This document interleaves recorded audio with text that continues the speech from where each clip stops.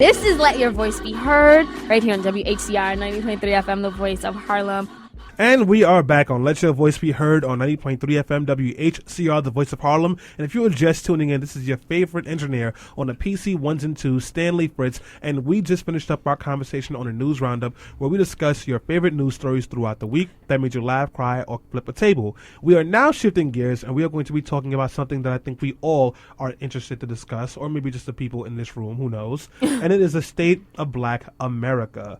So we know this last year and a half or so has not been the best year for people of color. And if you want to count in what happened to the George Zimmerman verdict and the death of Trayvon Martin, which happened well than over a year ago, and then the killing of Mike Brown, an unarmed African-American male in St. Louis, Missouri, who his killer was also not indicted. And then we had the killing of Eric Garner, who was choked on camera, and it was a World Star viral hit, apparently, and his killer was not indicted. And then we have Akai Gray, who in East New York, Brooklyn, Pink Houses, was shot in the chest by a police officer who was indicted, surprise, surprise. But we also had the young man in Cleveland who was 12 years old and shot in the chest by the cops, and then the cops tackled his sister and handcuffed her and put it in the back of the car and threatened to arrest the mother too when she came there crying hysterically because the boy was laying dead on the floor because the cops would not offer him CPR. But hey, whatever. Didn't we also have somebody that got shot in a Walmart for carrying, black guy got shot in a Walmart for carrying an airsoft gun. In an open carry state. And we had a guy who actually had a concealed carry permit, a black guy in Florida, that was tackled by some white guy because he saw a black guy with a gun. And there's also the black sheriff who was shot by a white man. And guess who apologized? The black sheriff to the guy that shot him. And the guy that shot him was not put in jail. Yes, this year has been amazing if you are white. And since it's Black History Month, I think it's only natural we celebrate white history, right? So, anyways, guys, this discussion is going to happen because in light of all these things that have been happening and things that have been happening for years before this, we really need to have a strong and stern sit down to discuss the state of Black America. The way that millennials and the people in this room, I would say, view Black America and the way that some of the older generations view it is significantly different. And I want to kind of get into that as well. But before I do that, I want you guys to know that our dreamer and doer is already in the studio, and I'm going to be tossing him into this conversation because I know he wasn't planning to talk about it. Really? So I figured it's fun. And Kair, I'm going to butcher your name. So we have Kair Morrison. He's a dreamer and doer. He is way more accomplished than I am, but I have a better engineering style than him. So we don't know that. We would have to put him to the test to figure that out. Roses are red, violets are blue. Shut up. Anyway, Stanley. So, just to get the conversation going, guys, if you want to jump into this and you are not in the studio, you can give us a call at 212-650-6903. Again, that is 212-650-6903. Or you can tweet us at BeHeard_radio. Alyssa, if you have comments coming from politically preposterous, let me know and we'll get those in as well. I'm going to start off with a very broad question just to get the conversation going, and it's going to go with Selena. And I'm going to ask you to finish the sentence and then tell me why. The state of Black America is, Selena. In a state of progress. And here's why. Even though we went down the line and listed all of the tragedies that happened in 2014 to predominantly black males who happen to be young or middle-aged, I think what has been particularly promising has been the reaction to it, especially from millennials, especially on social media. As we talked about earlier on the show, we have the hashtag and that turned into a movement, Black Lives Matter. And we've had protest after protest all the way from Ferguson to Berkeley to New York City. I mean, all around the nation, there are people advocating and speaking up and saying this has to stop. No longer can we just shoot or beat up or just commit these injustices against people because of their race and because of how they look. And I think that by raising the consciousness of America, particularly white America, is something that is happening right now, and it's something that needed to be happen. And it almost feels like it's like a revolution, sort of like the 60s, sort of like back in the 90s when we had the Rodney King verdict after he was beat up, and we have all these people pumped up in charge, even people who want nothing to do with politics, who have never went to a social justice protest. I've met those people, and they're like, I've never rallied or protested for anything in my life, but I'm here marching in New York City or walking from Brooklyn to Manhattan because this matters to me. Trayvon Martin, Michael Brown, Tamir Rice, this could have been me or my little brother or my nephew, or it might have been someone related to them. I mean, who knows? And Eric Gardner. So I think that the injustices that have been going on to Black America has always been here, but it's now that millennials have taken this and ran with it and said, we're going to put a stop to it. Alyssa? Yeah, no, I'd agree with all of that. I would say in flux.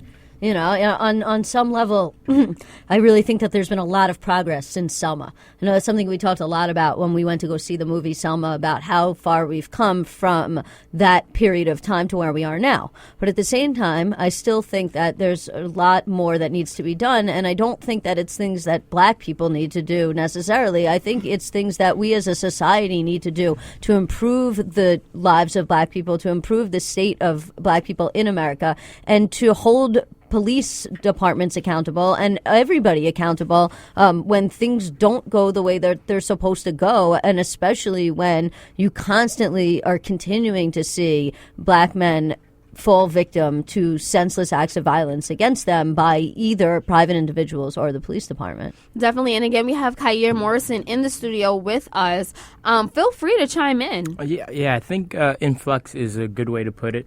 I think what's going on in America right now, especially in Black America, is people are trying to figure out what's the next step. I think you can juxtapose the movement to the civil rights movement, but to an extent, it's not the civil rights movement.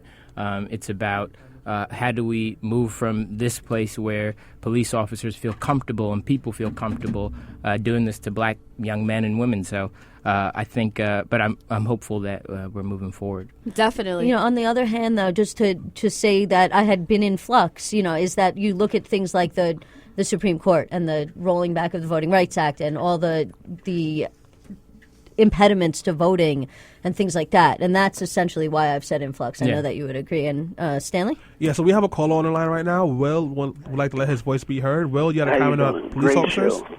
Look here. The number one group of people that needs to stand up, and if they do, there will be change. And those are Black cops that are actively on the job. If they stand up and block all of this craziness that's happening, and Pat Lynch and all of them, even across the country, they would have to change.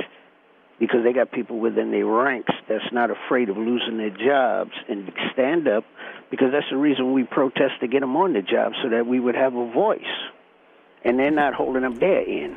The cops that are on it, not retired policemen, the ones that, you know, we could use them too, but I'm saying the ones that's actively on the job. Thank you very much for your comment, Will. And I'm going to use your comment to kind of shift to the next point of the conversation. And we're talking about the state of Black America. We're talking about the state of Black America in relation to the police. And we can talk about our relations with the NYPD, but and I think we will, because tensions seem to be higher than ever. When Bill de Blasio became mayor of New York, one of the first things that he did was follow the court order to repeal stop and frisk. If you don't know what stop and frisk is, it was pretty much a process of stopping, quote-unquote questioning, and then frisking people you suspected to have weapons on them. What the problem was that out of, say, 100,000 people that they stopped and frisked, over 80% of them would be Black or Latino, with only a handful of them being white. When the former commissioner of the police, Ray Kelly, was questioned about this, he said, and I quote, "I want to put the fear of God in Black people." Yes. And then Mayor Bloomberg at the time said that white people get stopped and frisked too much, that more Black people should be getting stopped and frisked. What universe was he living in? Staten Island. Right. Mayor de Blasio comes in. We had a situation where Eric Garner was choked to death over allegedly some loose leaf cigarettes, and then his killer was not indicted. The police officers were upset because they felt that de Blasio gave protesters too much leeway. 2 cops were killed by someone who doesn't live in New York, who was not a part of the movement, and the NYPD, not the NYPD, but their union president blames the protester community and tells Bill de Blasio he has blood on his hands after he said that he and his wife warned their son to be cautious around police officers. With all that being said, we know how it stands in New York. How do we think relations between communities of color and police stand everywhere else? Selena? I mean, pretty bad. I mean, look what's happening in Ferguson. I mean, I think that what's going on in New York City is a reflection of the nation at large. I mean, we went down the list of all the shootings I had. We had Renisha McBride, which happened in Detroit. We've had She wasn't shot by a cop, though. She was shot by... we were talking about just shootings in general, not just by police officers. But speaking of cops, Jonathan, what was his last name? He was also shot in Michigan when he was running towards police after he got into that car accident. Oh, the football player. Yes, the football football player. He was shot like multiple times by police. I mean, this is happening all over the nation. But again, I stand optimistic because we're speaking about it, we're talking about it, and people all over the nation are finally paying attention. It started, I think the outrage really started to circumvent during Trayvon Martin. Once that happened, you started seeing the protests and rallies, and it just escalated, and the tension has risen to marks I have never seen in my lifetime. So I think that we're doing something right here. And I think, and I think it's a hard question to answer because you look at a lot of when you're talking about police accountability with respect to generally speaking black men being shot, and I know we're talking about like the state of Black America from last year to this year, and you always focus on the bad things that the police department is doing, and so but you also have to realize that for the 100 different police departments that have had issues or that black people have issues, you also have hundreds of other police departments that don't have these issues. That I think that gets forgotten sometimes. So you kind of have to look at things in context as relativity. Now, I think we still, as you know, where I stand on this issue as a civil rights attorney, I definitely think we have an accountability problem. And I definitely think that there's racially biased policing. And even the FBI director came out last week in a very powerful statement and said, you know, people have innate racisms in them, and this perpetuates itself within police departments. But I think we also have to take a step back and say, okay, well, for every black man that was shot by a police department, how many other police departments did not shoot anybody at all this year? And make a comparison in order to get the bigger picture. Yeah, and I also think what's lost in this argument is, yes, it's a racial issue, but I don't blame individual police officers. I blame a systemic system that's racism. It's institutional racism. So if you look at New York, I think it's the mayor's fault. I think it's the police commissioner's fault, who openly agrees with broken windows policing, and the mayor stands behind him. And I think it's the PBA's fault. But if you look what happened with Ken Thompson, the DA in Brooklyn, that's where we got the indictment. That doesn't mean that this officer's found guilty, but at least we got an indictment. At least we're saying now police officers who kill people who are unarmed should be held to the same standards as a civilian. I want to go back to something that you mentioned, Alyssa. You said that, you know, they're not every police station, not every police department is going through these kind of things that we're mentioning over here, which is absolutely true. However, my question is, we still see a larger proportion of people of color being arrested than others. So where's the disconnect? Because they may not be shooting black people left and right, like say they're doing in Ferguson, Missouri, or in Atlanta, or even in New York, but they're still arresting them at higher rates and using fines to put them back in prison as well. Right, absolutely. And that's definitely a different consideration than the one I was raising before. And I think our guest just answered that, is that there's an institutionalized racism within our system. It's connected to the war on drugs, but it's also connected to a bigger picture. And it's something that I raised all the time. And it goes back to more societal issues of poverty, of homelessness, of drug addiction, of mental illness, and for some reason, these things fly way under the radar, especially within communities of color. And so they lead to the situation where everything starts to impact everything else. So you have poorer communities, which, typically right now you see a lot of poorer communities, at least in urban areas, are made up of people of color. You have high incidence of mental illness that flies under the radar because of the stigma, especially in community of color, about surrounding mental illness. Those people then use drugs, then they are getting arrested. And then you also have just the institutionalized racism that is outside of the bigger issues of poverty and mental illness and drug addiction, of just the fact that a black man is more likely to be stopped on the street and asked questions about where they're going or who they're going to see than any other group. And that's statistically true. I mean, even you said one day that you have to carry your ID to go take the garbage out. I don't have to carry my ID to go take the garbage out. You're absolutely right. So, guys, we do have to go on a quick break. When we come back, we will continue this conversation, the state of Black America. This is Let Your Voice Be Heard on 90.3 FM, WHCR, the voice of Harlem.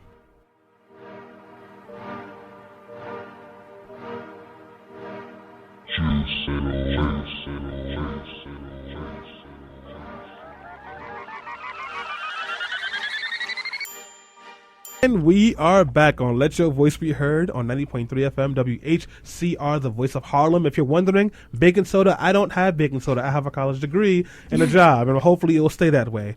But if you're just tuning in, So this is Walter Stanley White Fritz. had a college degree and a job. What are you trying to say? And he had baking soda. He was in love with that cocoa. I'm not in love with the cocoa. But if you're just tuning in, my name is Stanley Fritz, and this is Let Your Voice Be Heard. I'm here with Selena Hill, Alyssa Fuchs, and Kair Morrison. Am I butchering your name, or am I saying it right? You said it right. That's exactly what I do out in these streets with the cocoa. Anyway. And we are talking about the state of Black America. When we left, we were talking about the relations between African Americans and the police, in particular the NYPD, because that's where we live. We are shifting gears now, and we're going to be talking about legislatively.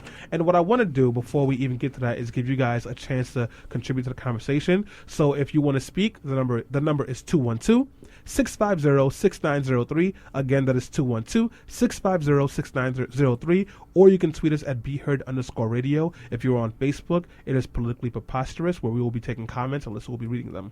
Now, we're talking about the state of Black America, and I would say that we have actually regressed, because if you look at the legislation over the last couple of years, we're talking about the repeal of the Voting Rights Act. We're talking about voter ID laws we have never seen before. There are states where they're making it illegal to wear a hoodie not if you're black, but they're clearly targeting people of color when you have that. There are states where they make it illegal to sag your pants. There are states where you can be arrested for something petty, be fined, and be put back in jail because of those fines. And it targets people in low-income communities, and unfortunately, usually people of color in low-income communities. So legislatively wise, with all these things on hand, Selena, do you still stand by your statement that the state of Black America is I think progressive or in a good place? No, I didn't say it was in a good place. I did say that I used the word progression or it's progressing because of the reaction that it's been getting and the movement and the fact that so many people are getting involved in the movement. But I think that when you bring up really good points when it comes to legislation and how we are regressing in those aspects. When we see Congress and particularly the Republican Party adamantly going after and attacking voter rights. That was one of the biggest and greatest achievements of the civil rights era. And you've seen what happened in the Supreme Court. I think it was in 2012 or 2013 where they just butchered, was it like statute number 4? It was, yeah. So basically, I just want to clarify something you said, because there hasn't been any congressional legislation about voting rights at all, which is sort of a problem because we need the legislation to fix sort of the issue that the Supreme Court created when they struck down Section 5 of the Voting Rights Act, although the DOJ can still proceed under Section 4. What I think you may be confusing, which I'll clarify, which is you're seeing a lot of voter ID laws. Those are happening by state legislatures. They're not happening by Congress federally, and nobody at the congressional level is stepping in to try and deal with the states that are doing that. And of course, states are couching these things in things like voter fraud, which doesn't exist, when essentially what they're trying to do is disenfranchise people, and mainly disenfranchise poor people and people of color. So there's kind of this interplay where a lot of things are happening in different states that are blocking people, and particular minorities, from going to vote. And then when those people can't vote, then their voices aren't really heard, because then people are elected that they didn't get the opportunity to elect. And then you have Congress that's not really doing anything about it. The one thing that Congress sort of is doing is kind of dealing with like sentencing with the war on drugs. And I know that there's going to be more movement on that. So that's definitely positive. But at least with respect to voting, you're not seeing anything happen. I would like to say, though, the CBC, the Congressional Black Caucus, has been pushing to do some sort of reform in voting rights. And on the federal level, I think it's hard to get anything done right now unless you're specifically dealing with administratively through the president's office or one of his cabinet leaders. But I think I'm of the belief that all politics is local. So it's really about voting. So in these states that things are going on, I think we really have to push to register people to vote, even in places like here in New York. So the DA in Brooklyn, as I mentioned before, he he took over for D.A. Hines, who was in office for over a decade, and now we're seeing reform in the Brooklyn DA's office as far as small-level marijuana arrest goes and stuff like that. And on the federal level, you have Cory Booker, and even on the Republican side, Rand Paul, dealing with mandatory minimums and stuff like that. But we do have to reform our states and our local municipalities. That's a weird word. But I think that's how we really make change. You guys are really positive. I like that. I hate it, actually. I want to switch gears. We're going to go to education because you guys seem to be on the same page where, like, you're acknowledging that there are things wrong, but you guys seem to be of the understanding that there is, like, significant progress. You just have to look for it. In education, though, HBCUs, so historically black colleges or universities, have been the pillar of black communities. So when you had your child and they were getting ready to graduate from high school, you wanted them to go to Howard or to Lincoln or to Keene or one of these or to Hampton or to Morehouse or or Spelman, one of those schools.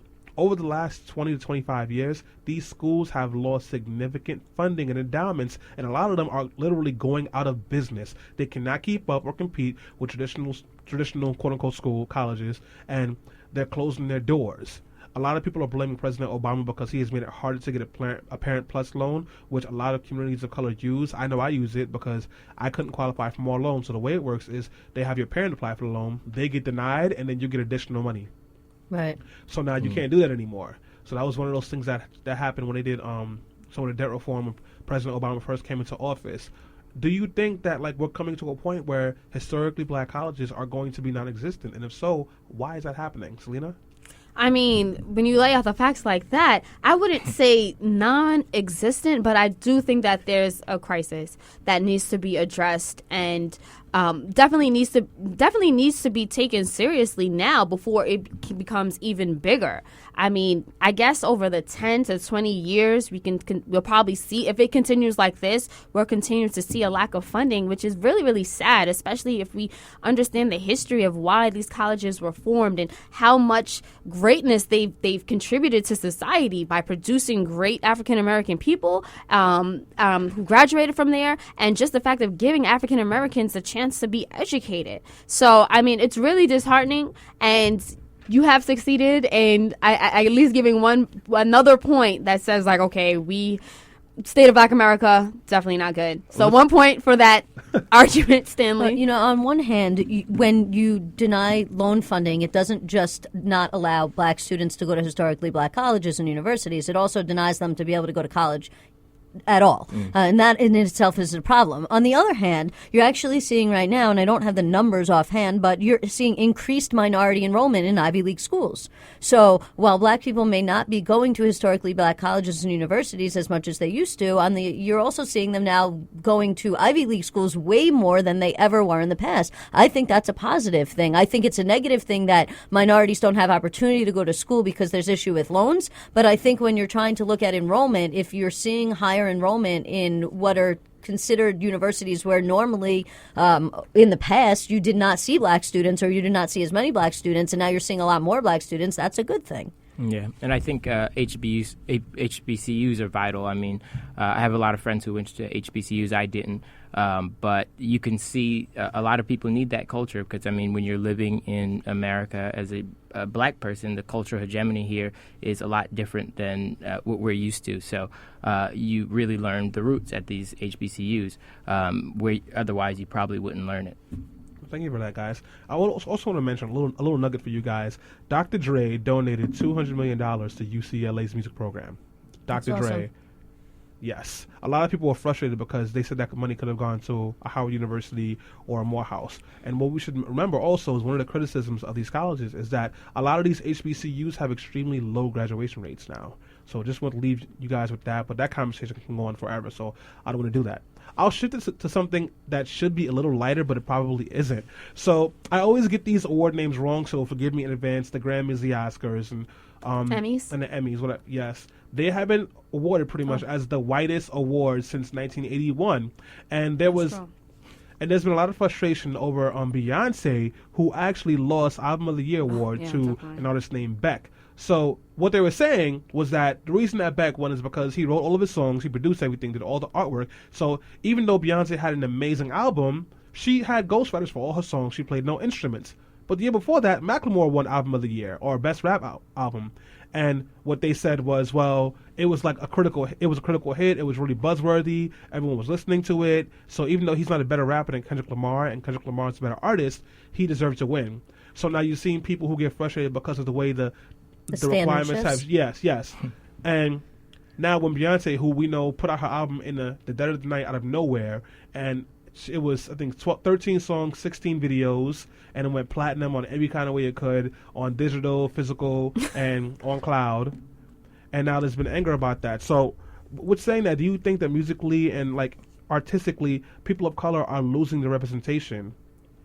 I don't think we ever had it. I think that if we look historically about black music and how it was culturally appropriated from rock and roll itself, and the creation, and we think about how the fact that white artists decades ago white radio stations would not play black music, but instead they would re-record, like literally steal the music, re-record it, and then play it to their own people because it just wasn't something that was accepted in society. I think that these institutions also have a systemic racism, and we see it played out over and over again, year by year, where you see these talented musical artists who sell out all the time, but yet and still, when it comes to getting recognition at the Oscars, when it comes to getting recognition at the Grammys and the Emmys, it just doesn't happen. And there was a whole big stink about the Oscars and the fact that Selma did not get that type of recognition. And we hear that every single year. It's like, what happened to the black films? What happened to the black actors and the black singers? I mean, it's something that I am personally frustrated with, but I'm also almost feel like somewhat withdrawn, because it's like I don't want to keep looking for white America to approve and validate the singers that are great because they're black. I'm kind of like, you know what? They don't want to do it. We acknowledge our own. It's the reason why there have been so many offsets of different organizations that will acknowledge these singers. Like you have the NAACP, you have like the Stellar Awards, you have the Soul Train Awards. They decided to make this because black artists weren't getting the credit that was due. So there you go. Real quick, Alyssa, before you jump in, Sam Smith, the face of soul. Alyssa? Yeah. It's ironic. It's an interesting point. There's always this fine line about validation, right? Because on one hand, you want to be treated equally to everybody else, and you want to say, if I wasn't the best this year, I don't want to win the award simply because I'm black, or I want to be judged on the same standard musically as everybody else. And so sometimes that can create a situation where you don't. It's like a weird thing to wrap your head around. It's like the Michael Sam thing, right? He said, if I don't make the team, I don't want to, because I'm not good enough to make the team, and it has nothing to do with me being gay. And it's kind of like the same thing. So you have to be like, on one hand, you want more black people to win awards, but on the other hand, you want to say, well, based on whatever criteria they used to decide, and putting aside the shifting criteria, as Stanley pointed out, but if we're using the same criteria for everybody, then part of equality is also being able to say, I didn't win because I wasn't the best musically, and that they weren't judging me on the color of my skin. They were judging me on the content of my ability. Can I make it quick for me? Because we got to call I think I agree completely with Selena. I don't think you need validation. I don't look at the Grammys to decide who's my favorite artist, nor do I look at the Oscars to figure out what the best movie is. I think our communities have been doing it for years with blues, with jazz, with rock and roll, with hip-hop. That's what it is. It's rebellion, and we don't need these awards. Thank you very much. And we do have a caller on the air who I want to get to before we have to close this up. So, Ms. Deborah, let your voice be heard. Hi, how are you guys? There was, I don't know if you know him, Jackie Wilson. We go to break. Yes, we do. I'm definitely familiar with Jackie Wilson. With him, right? Okay. If you go on YouTube, there are many songs that he sings. And I think that the name of the company was Spectre. I'm not certain at this point. But I do know that I think that business is something that we really need to get into. And instead of being on the front end of music, you need to get on the back end. Because a lot of his music, the guy who was more or less like the one pulling the strings, literally took his son's name, not Jackie Wilson, his son, and wrote it underneath a song that Jackie Wilson sang. The son was never even fired yet. He never even had a son. This is the kind of stuff that they do. Okay, so people now who have all kinds of money and have all kinds of lawyers, everything looks so glamorous. But, I mean, just how smart are these people really? Just how smart are... And somebody made a comment about, black people not excelling in black colleges in terms of their grades. Well, do something to rectify that, okay? And take that $400 million. Because one day, Dr. Dre may not have that money. He may not have that money. And I wouldn't want anyone like him around me, okay? Because these children are smart. There's nothing wrong with them. And we have to also be honest with ourselves. We want to be accepted by other people. We don't want to work and understand that it takes time to get what we want. And it's not as hard as you really think it is. Thank you very much for that comment, Ms. Deborah. Really appreciate that. With that, we do have to close things out because we're a little bit behind schedule. The state of Black America, to be honest with you, in my opinion, is we have taken a step or 6 back. And I think if you look at what's really happening in this world, you can be honest with yourself. So maybe we've gotten past the point where black people are being called the N-word and lynched every single day in Mississippi, and we don't have police chiefs who are openly saying that they will kill any black person who tries to go into a building. But when you've reached a point where you can't speak about racism because an entire section of the world thinks that racism is over, and another section of the world who thinks racism is over but thinks that black people are dangerous to even walk past, we haven't progressed much. But guys, that's just my opinion. We can keep on debating another time, though. This is Let Your Voice Be Heard, and when we come back, it'll be the Dreamer and Doer segment. Music make you lose control. Let's go.